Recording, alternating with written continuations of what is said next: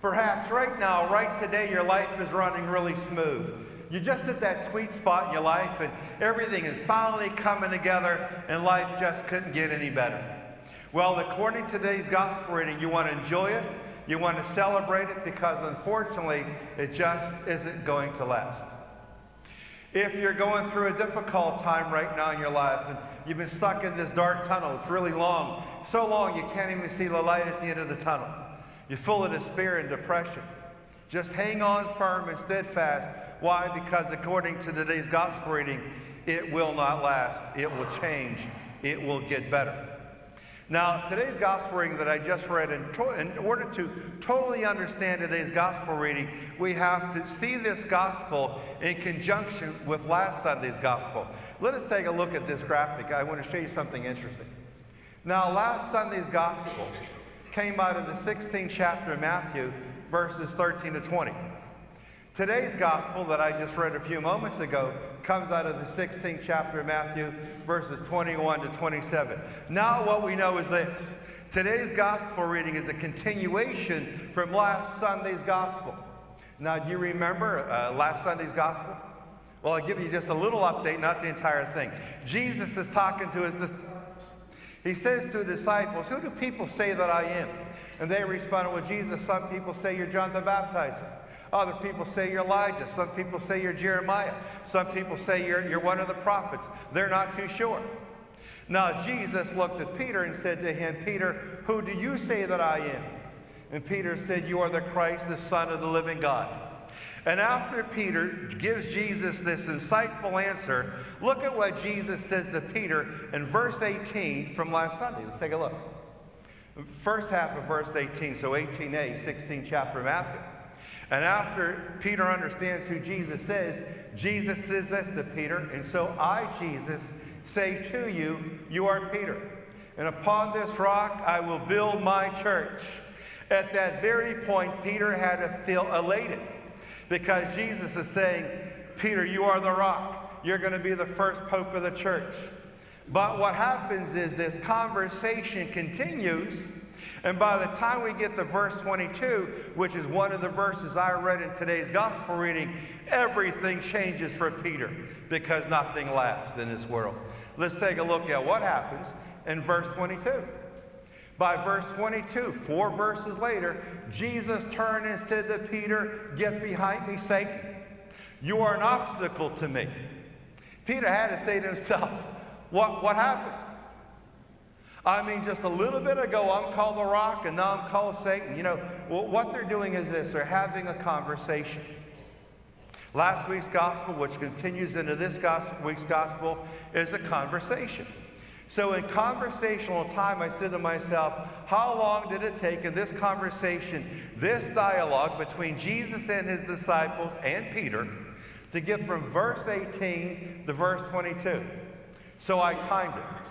And I tried it several times, and I kept writing down the distance of time to get from verse 18 to verse 22. It only took, on average, 18 seconds.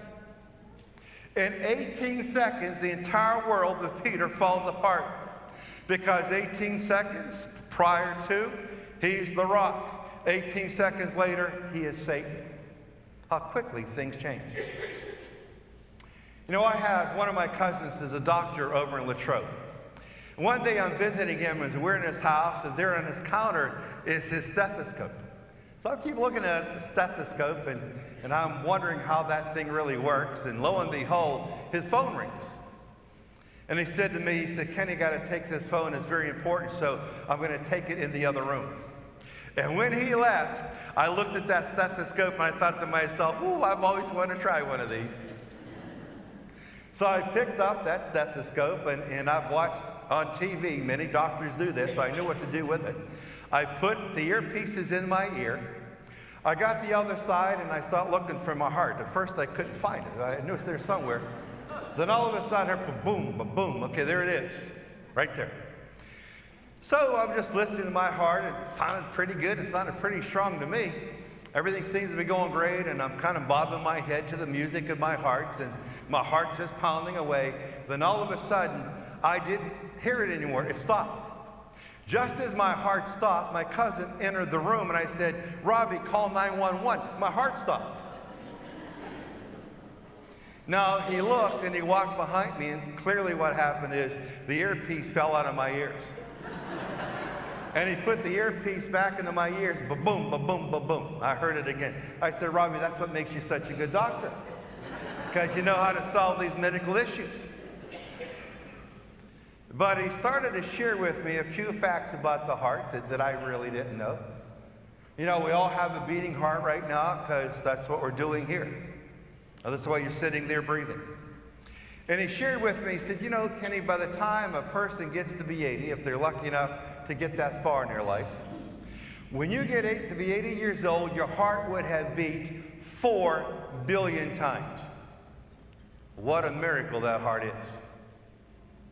And then he said to me, "You know, every minute, on average, your heart beats 72 times a minute.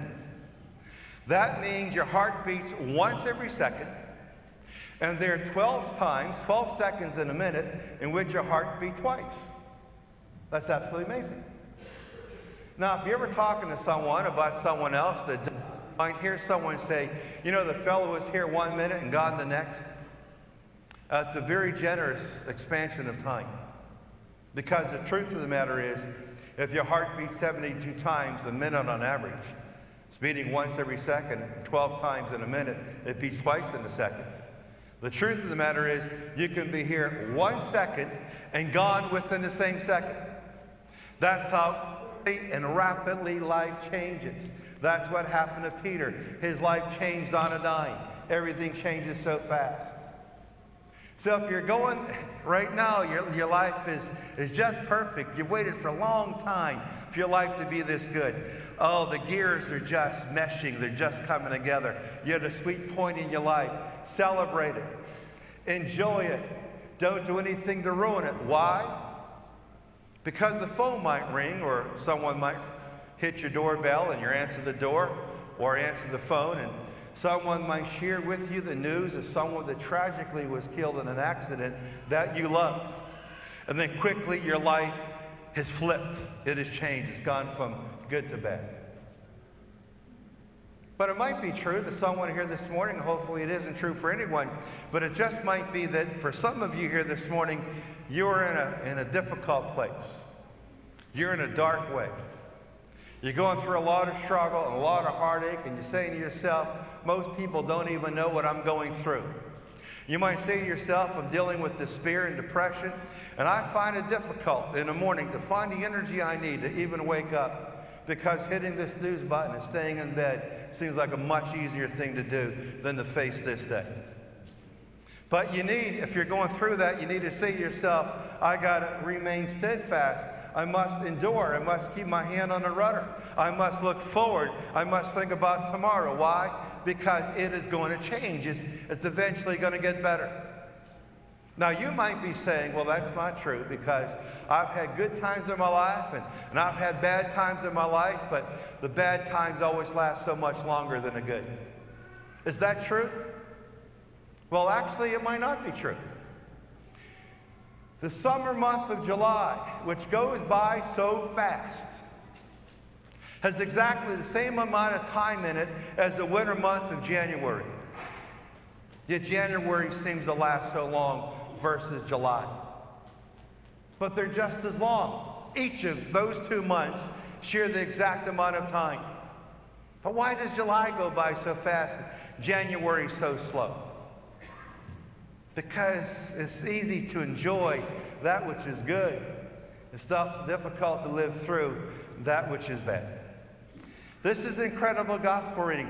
When you look at this gospel in conjunction with last Sunday's gospel, verse 18, Peter's the rock. Verse 22, he says, everything changed so quick in 18 conversational seconds. By our hearts, since it beats 12 times, twice in 1 minute, we can be here 1 second and gone the next. If you're going through a good time in your life right now, it just hasn't been this good in a long time, just enjoy it, just celebrate it, whatever you do. Don't ruin it, because it will be ruined on its own cognizance. And if you're going through a difficult time right now, and you're saying to yourself, it is so difficult to wake up in the morning. It's so difficult to trudge forward. Just remain firm and steadfast, because according to today's gospel reading, your difficult time will not last. And when things change, often in life, they change rapidly.